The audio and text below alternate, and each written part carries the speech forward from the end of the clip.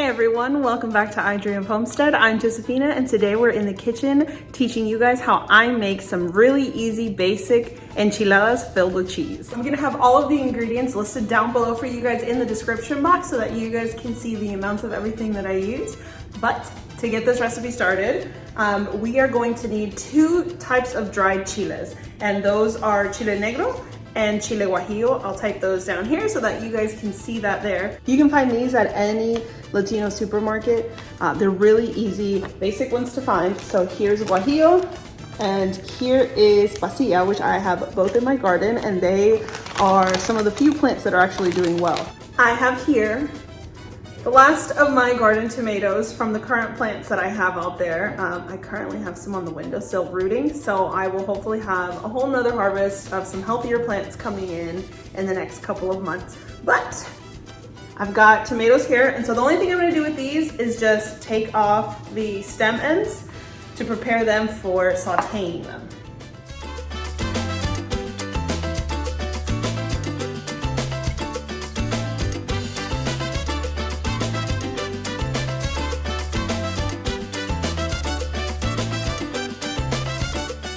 Next thing I'm prepping for this is half of an onion, and I'm just gonna slice that into really thick slices. 4 cloves of garlic.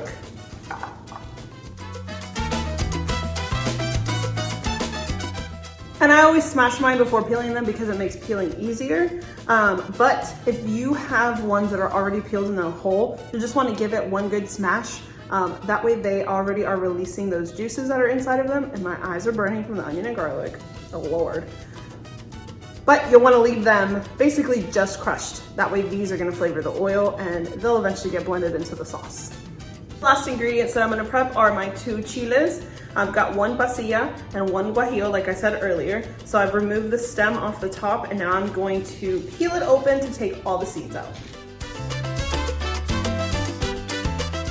If you haven't seen me process these in a different video, what I do is I rip off the stem on the top, and then wherever you can find an opening, just start peeling right down. I'm just breaking it apart. And it doesn't matter if it comes off in chunks and you're ripping all in different places, because in the end, after removing these seeds, the last thing I'm gonna do to them is just tear them into large chunks. See? So now that everything's been cleaned out of it, I'm just gonna rip it into some large chunks. I'm gonna move all of these ingredients over to the stove so that we can move on to cooking. Okay, you guys are a little up high, but I want you guys to be able to see some of this. So I have a pan here that is currently heated with oil, and the first 2 ingredients I'm gonna add to this are the onion and the garlic. And the reason I'm adding those first and not just throwing everything in is because I want the oil to take on the flavor of that onion and the garlic. And you guys have heard me repeatedly say that in other recipes, and you guys are going to hear me repeatedly say it in so many future recipes, because flavoring the oil for these dishes really just changes everything. But before we add those in, I do want to show you guys real quick this oil. Gloves for a hot pot. Okay, so you guys can see this heated oil, how quickly it's moving around the pan. That's how you know that your oil is hot and that you're going to get a sear on things. Because if you put stuff in a cold pan or before the oil gets a chance to finish heating, you're just gonna be steaming the ingredients that are in there, and then you're not gonna get the same flavor because it's not gonna have that browning, the charring, the searing, whatever kind of brown look you're trying to get on your food, because it does change the flavor of that ingredient. So you want the oil to be hot for this. I've got it set on medium. So now all of these go in.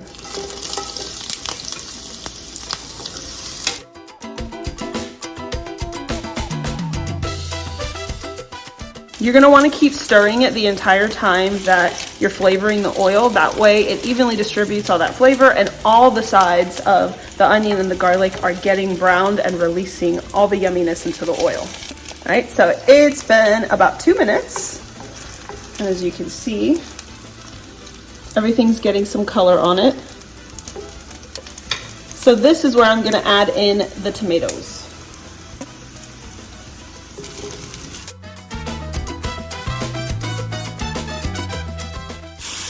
So for the most part with these tomatoes, because they were all on the smaller side, I left them whole. For the ones that were a little bit bigger, I cut them in half. So if you've got like medium to large size tomatoes, you can cut those into quarters. But if you do have them on the smaller side like I do, you can do the same, where you can either leave them whole or cut them in half. All I'm wanting to see right now is that they're getting blistered, so you can kind of see, probably can't see it as well on the camera, but it's got like coloring on the sides of it, and they are starting to soften up. So now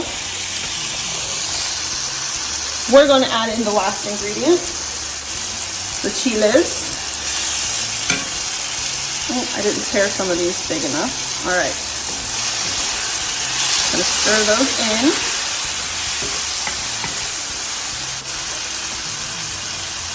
And then I'm gonna add in some water.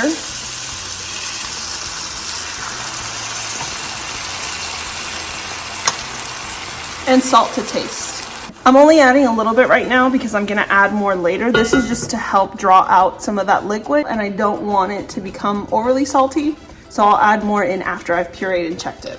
So the lid's on, and I'm gonna let that simmer on medium-low for the next 10 minutes. So while we're waiting for that, I want to talk to you guys about these chiles. I know that sometimes it feels like it's pointless to go to the store and buy an entire packet of something that you're only gonna use for one recipe. But two things. One, these are relatively cheap. These cost maybe like $3 or $4 for an entire bag. And two, these will last you forever. They're dehydrated. As long as you store them well, they're gonna last a very long time. I like to keep them in the freezer for a few different reasons. But like I said, they will last you forever, and you can use them in so many different things. These two chiles that I'm using, the Pasilla and the Guajillo, Pasilla has a slight kick to it. It's a very mild one. It's not something that can't be handled by anybody. And the Guajillo is purely flavor and color. So you can keep these so that you can color different soups, different sauces. You can even use it for making your own chili and to give it like that nice, deep, rich color. Also, it'll give you an excuse to try lots of different Mexican recipes. So don't be afraid to buy it. It's cheap, it's easy to store, and keeps forever. All right, so I've just taken the lid off just so you guys can see what's happening. Now, while you're browning this, you're probably gonna get spots in your pan that have this. Scrape it. Do it. Scraping it is going to add all of this yummy, roasty flavor into your sauce, so you never wanna miss out on the brown bits at the bottom of something. I'm giving them a mash to help them along. And this is also helping to reconstitute the chiles. So where they were dry earlier, you can start to see them getting that squishy form back. So I'm gonna put the lid back on it and let that sit for just a few more minutes. While the sauce is cooking, I am going to shred some queso fresco. Queso fresco is pretty much available anywhere. I've seen it at Walmart, I've seen it at Publix, Food Lion. Anywhere that has a cheese area, you will most likely find queso fresco, and it just translates to fresh cheese. It's a very crumbly kind of cheese. You see, it's soft, it's really moist, it's salty, and it's super yummy. If you do not have access to this and you can't find it anywhere, then just use your favorite type of cheese. But I would definitely go with a mild cheese because you don't want it to overpower the sauce, because the whole focus of an enchilada is the sauce. Cheese is not the only filling that you have to use. This is just the most basic way. Traditionally, it's queso fresco and minced onion that get mixed together and then put inside as the filling, but you can use anything that you've got, whether that's a veggie, a protein, more cheese, whatever it is that you want in there. This is a great way to use leftover meats. So if you've got like some rotisserie chicken or some shredded chicken left over, or just any kind of meat that you had in a meal before and you don't know what else to use it for, whip up this sauce really quick and fill it inside of your enchiladas. So good. I shredded up enough cheese for my family. I can't have any, so for me, I just ran out to the garden. I should have taken you guys with me, but I grabbed the last zucchini. Isn't it cute? There's a thick one at the bottom. And I am going to just slice this up and saute it so that I can fill mine with zucchini.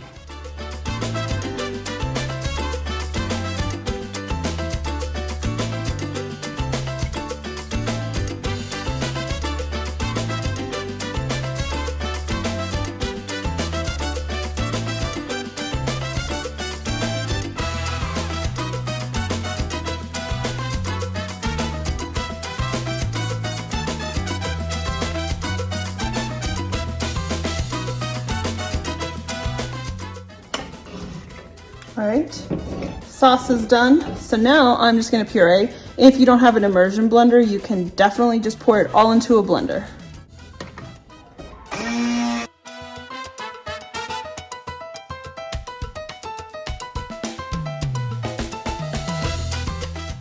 Everything's nicely pureed, so now is where you check for salt and see how much you need.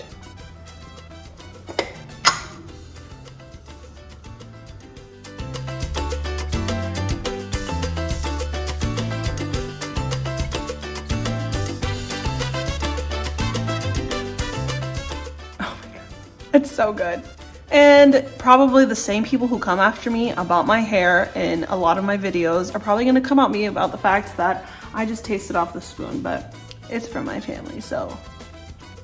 Next, we are going to give the tortillas just a very light fry in some shallow oil.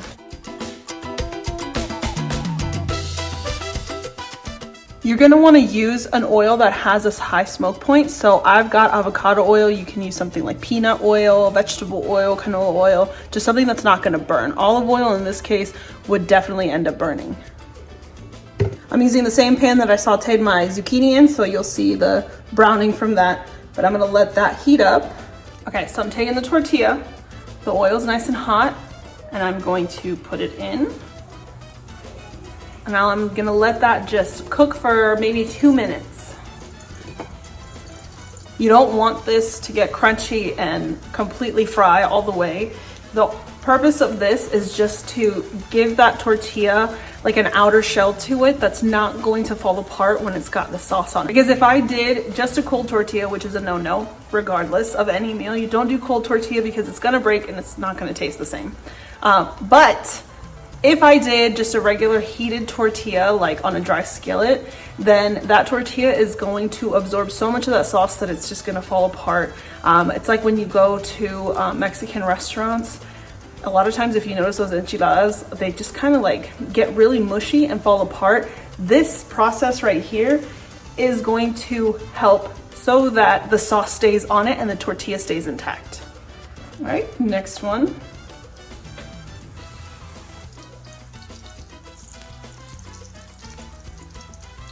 I've got this on medium heat and it's probably been about 30 seconds and now I'm flipping it over. Gonna give that another 30 seconds on that side.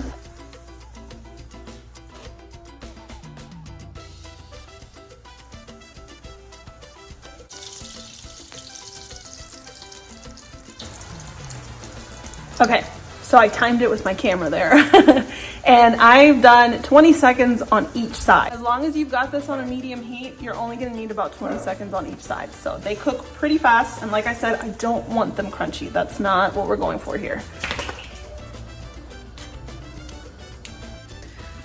All right, the tortillas are done. You can see that they're still easy to move, but when I fold them, they're not cracking or breaking.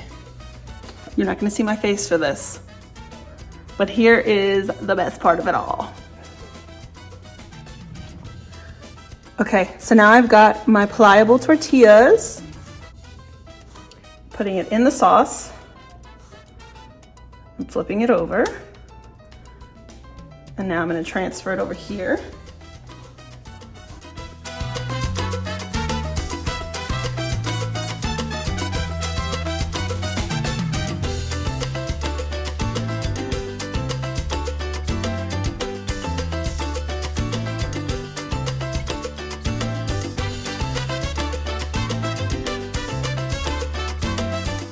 I'm making these for me. So for this, I am going to add in the zucchini. This is where you would normally do the cheese, down the center of it. And then you take it and roll.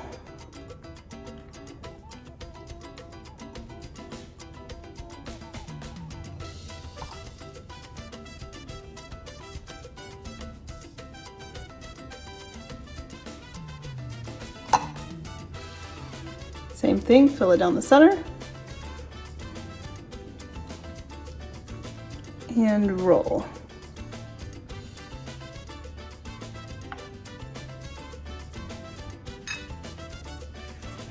And I'm gonna let my kids eat this one, so for this one I will add cheese.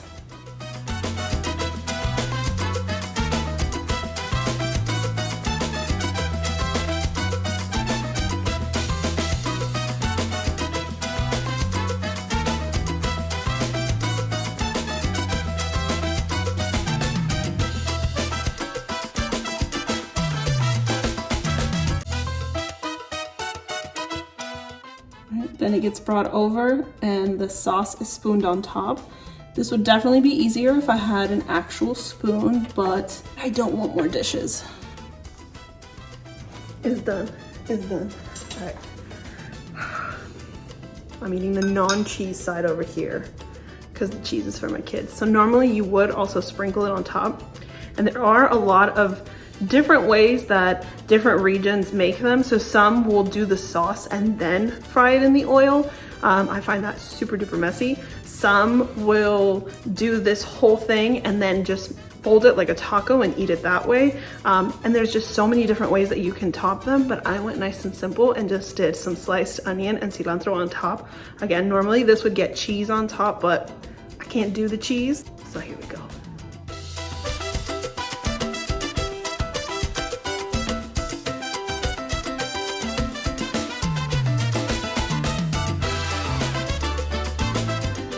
That sauce is so good. It's got like this natural sweetness in it from the tomatoes getting nice and roasted in there.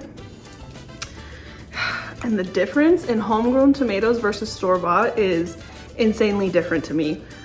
It's so good. The sauce has this really yummy deep flavor that's not spicy at all. Like I said, it's got that sweetness from the tomato. And then blistering everything ahead of time before pureeing, it gives it this depth that you just can't get if you were just to toss everything into a pot of boiling water and then puree it.